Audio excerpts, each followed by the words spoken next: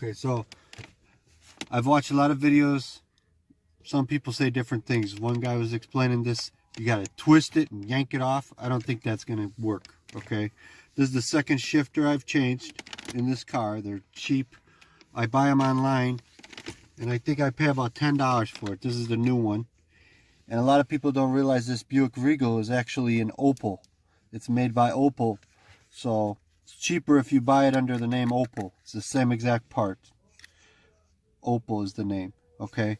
So what the one guy's saying is yank it off, which I don't think is a good idea. So here I'll show you what I do. First things first, you just gently pop this plate off. You can get it like a flathead screwdriver. You're going to take this off. And what you're going to find is this boot is stuck on here. Well, all that's in there is a zip tie, which is this plastic zip tie. And that's wrapped basically around here on the inside. Okay? And that's what's holding your boot on. So you got to get that, and you got to clip it off with a snip or something, scissors if you can get a scissors in there, and this will come off. You won't be able to get it off yet though, because you'll still have the knob in your way. But anyway, so I can explain it to you. Now the other thing is, there is a pin in here. This is what's actually holding your shifter on. Now if you obviously you're changing the shifter, so you don't need it anymore because it's garbage. What you basically got to do, this was the lower part, and what happened was it just cracked in half. Just cracked one day. It was just hanging on by a thread. So what I had to do, I just yanked that off.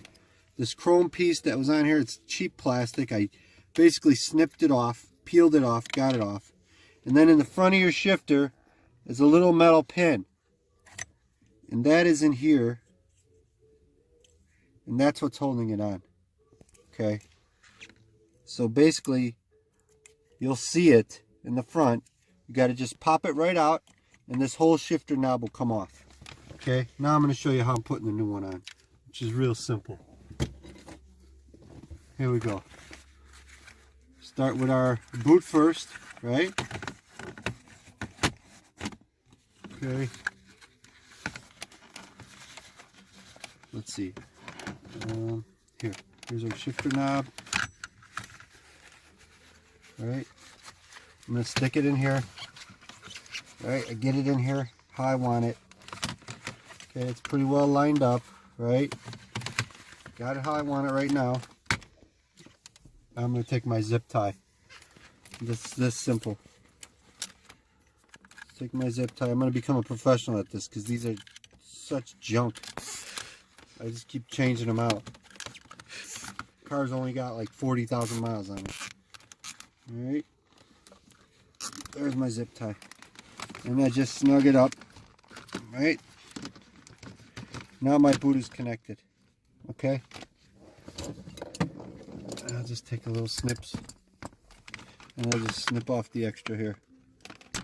That's it. Done deal. Put that in the junk pile. Here we go. That's how it looks. Nice and neat. Okay.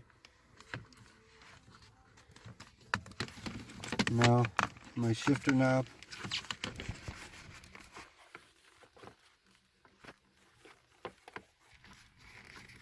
Make sure there's no leather in the way. You got a clear shot there. I'm going to get it up over, because now once you do this, this is it. Because that's it now. You don't want to mess with it no more, because you're not getting it back off without cracking it or messing with it a lot. Okay, so now I get my piece here. Just click it in. No big deal. Now I'm going to put my shifter. Look at that. Bam. It's done. My shifter is done. Okay, and what's happening now is the leather's a little tight here, so I'm gonna have to wiggle it around a little and adjust it a little. So just gotta adjust this little bit of leather a little bit. Where I zip tied it, yeah, see it just a little bit just popped back out now,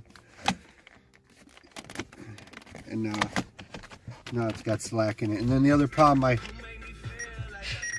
The other problem I run into sometimes is the car.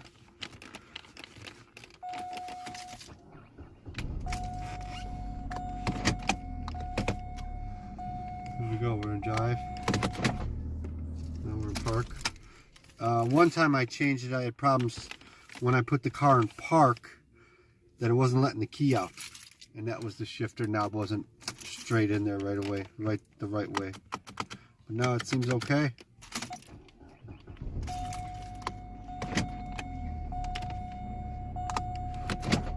That's it. Done deal.